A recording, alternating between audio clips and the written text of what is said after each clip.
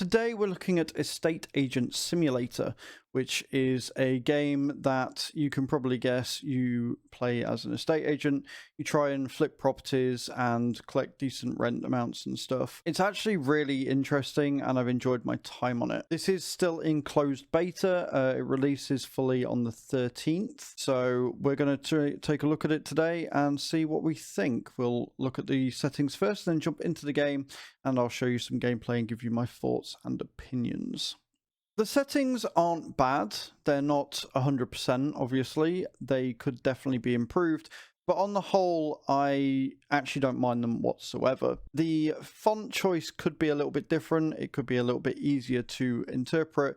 But the actual options they have are pretty fleshed out and quite impressive. Language options, there are a hell of a lot of language options here. It's really, really impressive, the sheer volume of different languages they've got.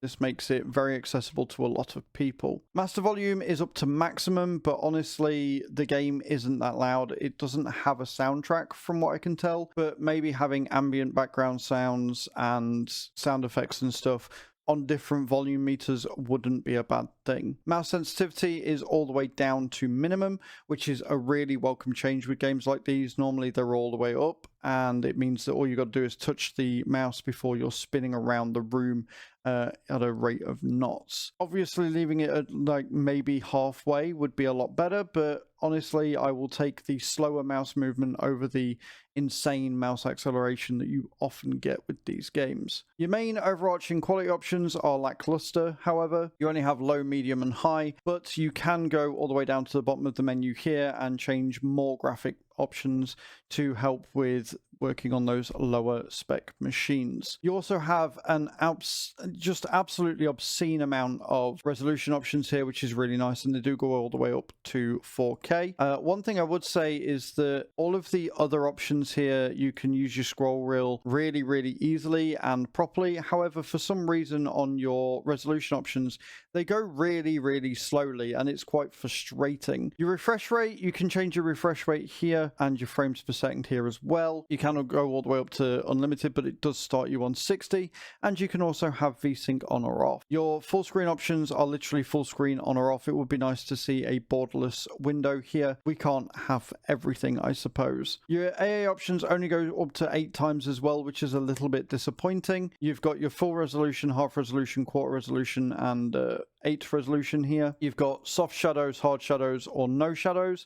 And as a note here and on the shadow resolution, it looks like it's unfinished. It looks like these are more command prompts than actual options, and could probably do with being changed as well to just have low, medium, high, and ultra. And then obviously you've got your shadow distance here down the bottom as well. There are still a couple of options you could add in. On the whole, for the type of game this is, I'm not really going to complain too much. It's not terrible.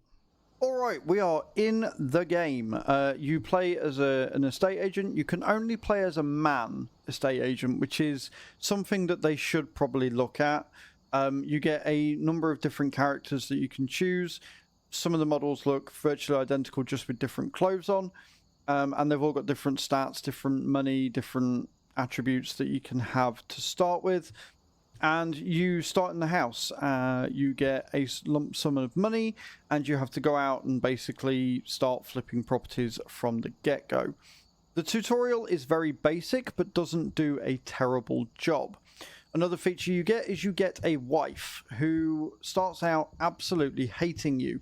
She doesn't want to talk to you. She doesn't want to do anything. She just wants to sort of watch films and do work. You can sit and watch a film and you will get a little bit of a graphic on the TV, which is kind of cool, but then she'll basically tell you to bugger off. You start in this house, which doesn't have a huge amount going on. You've got a kitchen, you've got your living room area. There's not a lot going on in here, but you can buy furniture and sort of make your living space better the more you go on. You also have a map here. This game is honestly more than just an estate agent simulator. Some could argue that it actually gives you too much to do. You have storage wars, you've got a furniture place, you've got a hunting place, you've got a horse place, you've got a casino, you've got law-abiding citizen type things going on, you've got a gun show. You've got a lot. right? You've got a hell of a lot going on. You do have to keep yourself fed, and if you stay up past 9 o'clock, it does start shouting at you, telling you to get to bed and go to sleep. The area looks a lot bigger on this map area than what it is as well. And with the waypoints, it's important to note that once you set a waypoint, it won't go away, which is a little bit annoying. It'd be nice if, like most of the waypoints in every other game I've ever played, when you drive over it or you walk over it, the waypoint classes itself as done and goes away. You do start with a little truck. And you do get cosmetic damage with said truck. As you can look and see, my truck has seen better days. It still works exactly the same, and apparently we've got nitrous in the truck, which I've not used yet, which is kind of terrifying. And you can park up and refuel it, which we're going to do here as well, because I am running low on fuel, and there you go. It doesn't cost you a huge amount to refuel, and you get like a really cool sort of sound effect with it as well. Most people are interactive with, you can talk to them and stuff. You have got a quick travel system in the game in the form of a bus system, and you can basically go around. They've got a hunting season which are going to start soon as well. It's all just a little bit mind-boggling to what you can do. Now, once you've got your property and you've built things for it and you've, you know, bought things from the storage walls or whatever, you can then go inside and make it look better. I think I still have access to it. I do not have access to it whilst it is being rented out. But you need to go to your tenant every day, talk to them, and you will get your rent. There you go. And you will get skill points for it, which you can then put into your skill menu.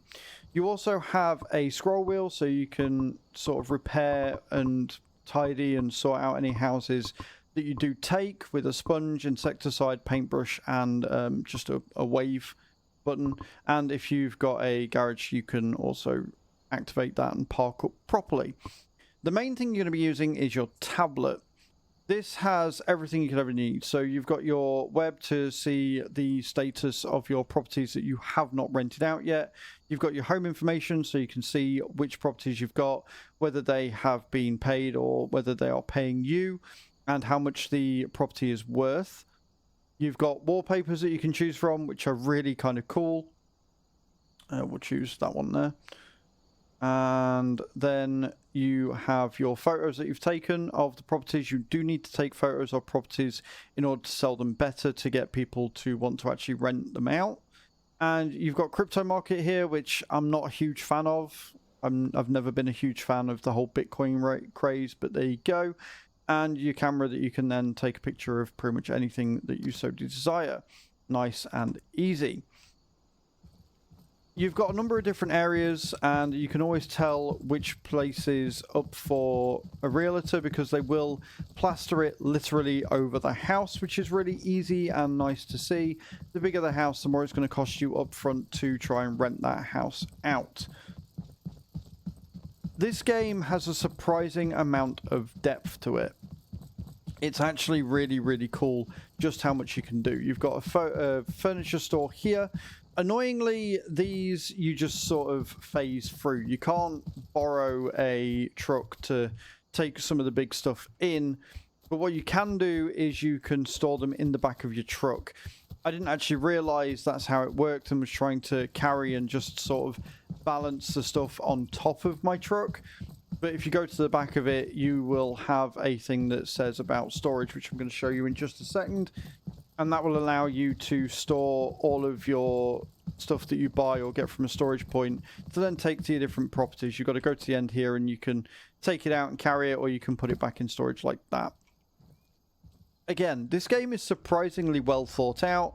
There's a lot to it, which I wasn't expecting. I went into this game expecting not a lot, and I've been very pleasantly surprised. The business model seems fair as well for the estate agent. You take a property, you make it better, and then you can charge higher rent and make a profit. And then I'm assuming that you shower your wife with gifts to make her love you, because of course you do.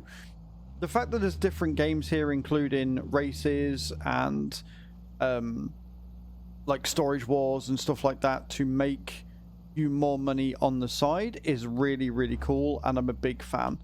But yeah, like, check it out. It comes out on the 13th of this month. It looks pretty decent. Let me know what you think in those comments down below. I have genuinely really enjoyed my time on this game. I think it's been a right hoot, and I'm looking forward to hopefully playing some more. Thank you very much for watching, guys, and I'll see you all next time. Ciao, ciao.